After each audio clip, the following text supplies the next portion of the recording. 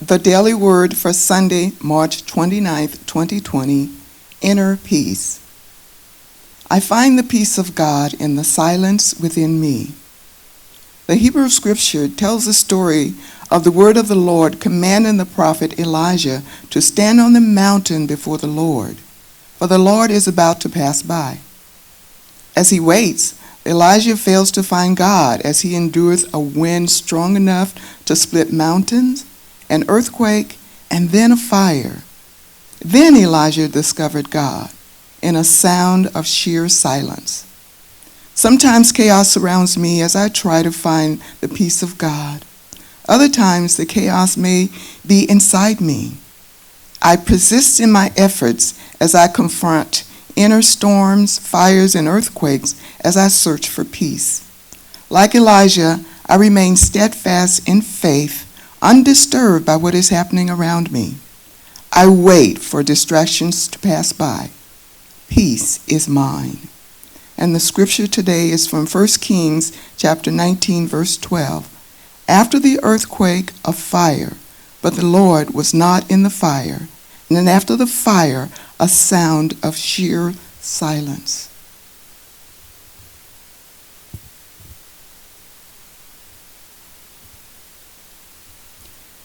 And for the meditation, if you would join me now and turn in within, not to shut out the noise, not to shut out the chaos, but to embrace it all. For within it all, there is a silent power for good that we can reach into that brings us to this place of peace. Sometimes we may find it difficult to find the presence of God in the noise. Oftentimes we may find it difficult to find the peace of God in everything that's surrounding us. So I invite us today to go within and know that there is a loving Father, a divine intelligence that is ready, willing, and able to meet our every need and demand. And when we find ourselves unable to find that place, there is a psalm that we can sing, there is a prayer that we can pray that will bring us to that place of peace. So I invite you to join me in the Lord's Prayer, and afterwards there will be a moment of silence. Our Father, who art in heaven, hallowed be thy name, thy kingdom come. Thy will be done on earth as it is in heaven. Give us this day our daily bread, and forgive us our debts as we forgive our debtors. Lead us not into temptation, but deliver us from evil. For thine is the kingdom, and the power, and the glory, forever. Amen. Good morning and welcome. This is Unity of Orange County. As California enters its third week of self-isolation and we remain socially distanced, I thought to myself, what is it that is sustaining me through this time? What steps am I taking to keep me positive and energized? I'm sure I'm not the only one who has finally found the time to do that spring cleaning, to reconnect with loved ones via internet or telephone, and to finally write all those thank you cards I've been meaning to write. And all of those things have been a great distraction. But in preparing for my talk today, I wanted to go a little deeper. So I went within and I went a little deeper. And I thought about it. What is it that's really sustaining me during this time? What is it that keeps me grounded and knowing that when this is all over and we return to normal, that I am better for having had this time? And what I came up with is what is giving me an opportunity to connect more deeply with Spirit. And to know that God is in all things and that God is in this too. So it is faith that is keeping me grounded. Faith that is sustaining me. Faith that is my anchor in this storm. So today, it's my pleasure to offer you a little spiritual faith lift. And my goal then is to reconnect you with faith and its amazing healing powers. So what does it mean to have faith? And by the way, what do I mean by faith? Well, that can be answered in many, many ways. Faith is a process. Faith in our local government. Faith in our greater government. Faith in ourselves. Faith in others. Faith in God. And we can also use some synonyms for faith, such as love, trust, acceptance, and understanding. So I personally, true confession, have a little trouble with the concept of faith when I was younger, because I wanted proof. I wanted to know why, and I wanted the answers. And I was growing up and being exposed to this religious culture. I was just told to believe and not to question. Well, I had some issues with that. And as you can imagine, the nuns and the priests had issues with me having issues. They just kindly reminded me I was not to question, but do what I was told. Then thankfully, I found New Thought. And they said, come and ask questions and seek out those new meanings. Explore what is right for you. And oh yeah, we're based on science, so I can prove whatever it is you need to know. And one of the founders of a New Thought program, Science of Mind, Ernest Holmes, states it this way in his book, Science of Mind, on page 155. Faith is a faculty of the mind. It finds its highest expression in religious attitude, but always the man who has faith in his own ability accomplishes far more than the one who has no confidence in himself. Those who have great faith have great power. And also in the Science of Mind glossary, faith is defined as follows. Faith is the substance of things hoped for, the evidence of things not seen. Faith is a mental attitude. It's so inward embodied that the mind can no longer deny it. Faith is complete when it is both a conscious and a subjective acceptance. In spiritual terminology, faith means a belief in the presence of an invisible principle and a law which then directly and specifically responds to us. Thy faith has made thee whole. So let's just take a moment and break this down a little bit so that we can really understand what I'm talking about here. So I'm sure most of you have heard the quote, faith is the substance of things hoped for, the evidence of things not seen. The substance of things hoped for, in this instance, is our desires, our ideas.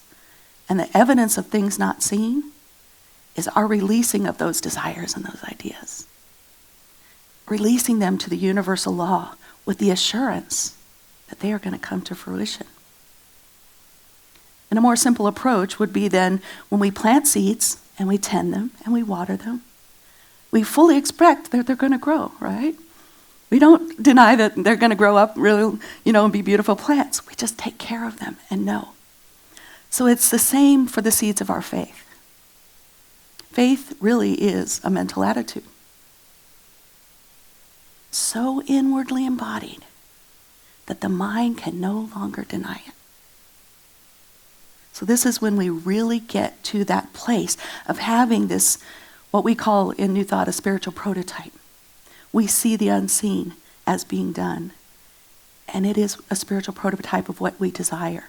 And when we can really get to that place and get in touch with that feeling, that's when that comes to fruition. And also, it's a belief in the presence of an invisible principle and a law which directly and specifically responds to us. And this is known in the metaphysical world as the law of attraction.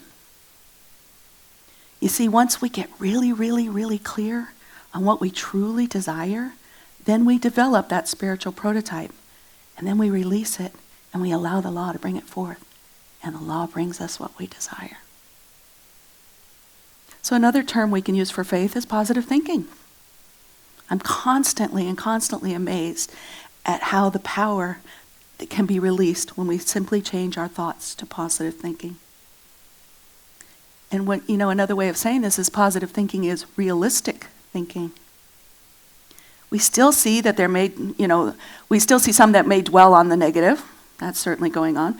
But we positive thinkers, us New Thought people, us Unity people, we don't go there.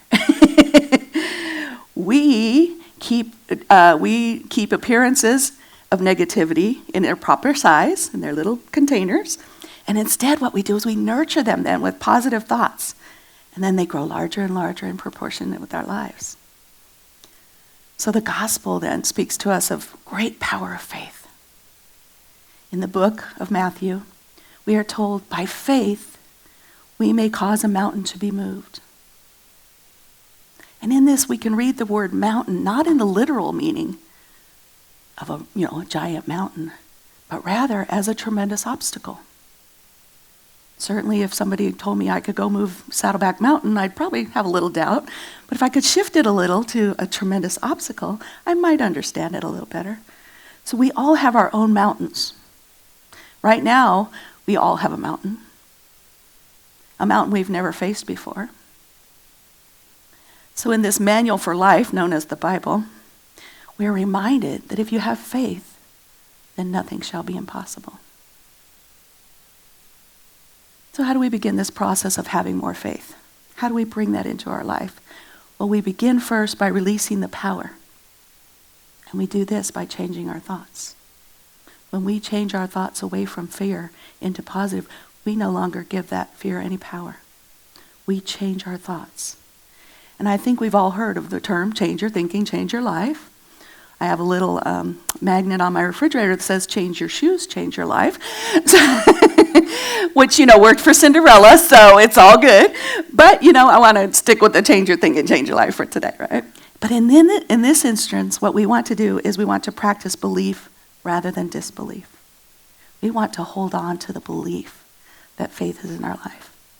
And what happens is you probably go along many, many times during the day affirming, I can't do that, or I cannot do this. I wonder how many times, really, we might say that. We might say to ourselves, well, I can't do that, and we don't even realize that we're saying it. Well, what happens then is we repeat these negative thoughts. Our subconscious mind will start to believe that. It will start to believe that that is our fact. And then when you start to really change your thought and you think, well, can I or can't I? Your subconscious mind will answer that you cannot, because you've trained it for that response. You've trained it to answer negatively. As you think, so you are. You have thought yourself into this state of disbelief in yourself. One of the greatest American authors of the human mind was philosopher William James. And he said, believe and your belief will in time create the fact. I'm going to say it again. Believe and your belief will in time create the fact. And the essayist and poet Ralph Waldo Emerson said, beware of what you want, because there is a strong likelihood that you will get it. So this is why we must place in our minds those positive convictions about what we do want, what we want to become and what we want to be, and what we want in our lives. And when I stand here on the pulpit and I look out at the faces before me, I sometimes wonder whether anyone is suffering, anyone who is present is suffering. You see, it's not always discernible on the outside. We don't always know what inner frustrations we're facing or someone else is facing. What's really funny is that when I'm in a turmoil, apparently, I've been told, I wear it on my face. Okay, I don't see my face, so I don't know this for a fact, but this is what people tell me. Okay, so what has happened in the past is, I'd go to work and I'd have this inner turmoil going on, and my coworkers would say, what's going on here? I'm like, no, I'm good. Everything's good. Back to work. Everything's good. They're like, oh no, honey, there's something going on here on your face. What's going on? And then I would finally realize that that was what I was projecting outwardly, and I would let them in on what was going on so that they could maybe support me in that thing. They say that the mark of a sophisticated, intelligent person is to be able to keep the outside world from the inner turmoil. So apparently I haven't really fully developed that skill yet, but I'm working on it. I got lots of free time right now. We must realize, however, that even if we don't or cannot discern it on the outside, the general condition of feeling fear and anxiety exists here, and it exists now, and it is in many of us at this moment. So a university put out a questionnaire asking among 600 students who were taking the courses in psychology, and they said, among other things, to state what they thought was their most pressing, painful, personal problem. 70% of them indicated that their worst problem was a lack of courage or a lack of self-confidence. 70% is a pretty high number. So what do we think this results from? It may be that as a child you experienced things and you had doubts that came up. They made you shy and withdrawn, maybe reticent and bashful. And if you develop then such a state of mind as a child, you have always had this, and this is what you're living your life in, and you have to then do what it takes to change it. And we can do this then by taking charge and beginning to fill our thoughts with the healthiest, most powerful, most vital thoughts that we can even formulate. Our subconscious is very accommodating. It will send back to you exactly what you send to it. The law in which like attracts like is always there. So if you send out negative thoughts, you're going to activate negative influence and then draw them back to you. And then guess what? Negative results. On the other hand, if you send out positive thoughts, bright, resplendent thoughts of faith, you activate positive influences in the world, and then you draw back to yourself those positive results. Be thankful for what you have. Be creative. Be innovative.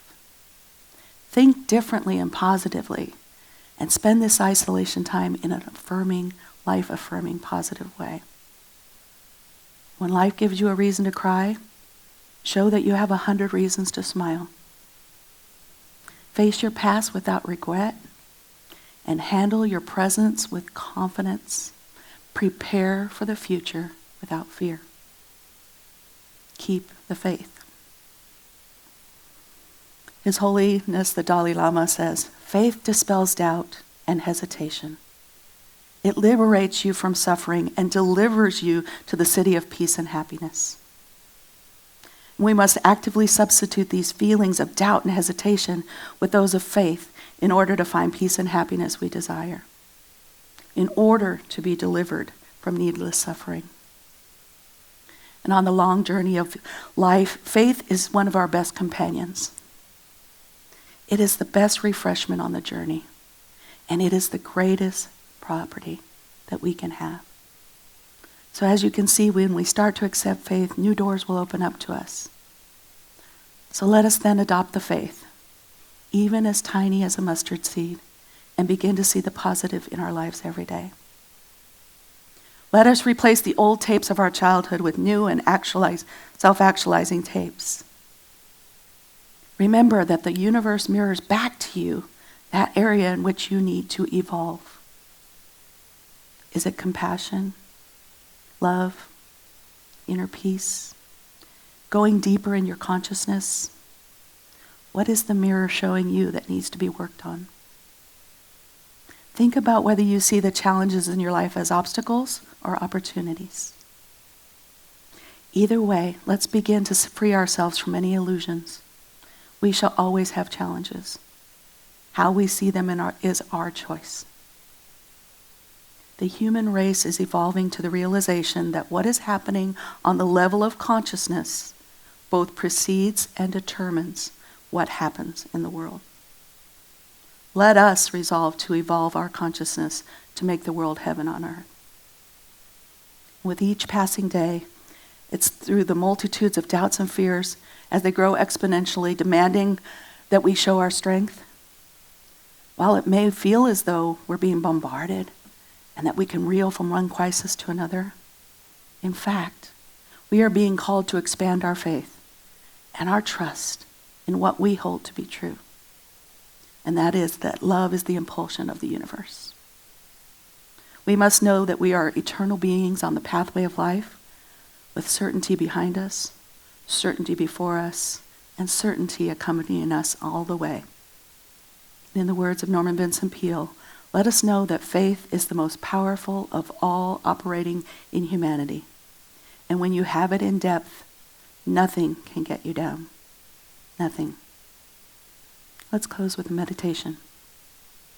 I invite you to just sit comfortably for a moment. Start taking those wonderful healing breaths and center yourself. And then take a moment and just focus on your source, whatever you call it. God, source, spirit. It has many names. There is no power in my life on this earth other than the presence of God. I am safe and I am secure. Nothing can disturb the calm peace of my soul as I rest in the silence. I am guided forward one step at a time. I trust the indwelling presence as it guides me through every circumstance in my life. At this moment and in every moment, I am guided in ways that bless me and bring me forth to my highest good. I listen now for the wisdom of God. My faith is strengthened as I hold to this realization that I am a spiritual being and my wholeness comes from God. I bless my mind and body and give thanks that divine life is flowing through me. I am renewed in the silence. As I survey my life, I find evidence of God's good being present at all times and in all situations. I am confident that every need will be met at the right time and in the right way. Knowing that my thoughts are energy, I affirm only goodness and happiness in my life. I allow truth to flow through me. Before me, even as behind, God is and all is well. And so it is. Namaste.